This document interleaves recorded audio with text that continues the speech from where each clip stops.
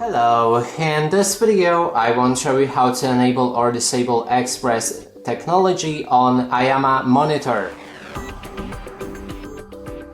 To do this, first you will need to click on Menu button on the back right side of your screen, click on it again to enter settings. Inside select the input, then scroll down using plus and then minus until you reach image adjust. Inside select the menu button, then scroll down using plus and minus and select Express technology with menu button again.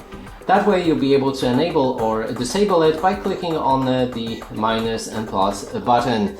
And that's it for this video. Hope you like it. Please consider subscribing to our channel, leave a like and a comment below.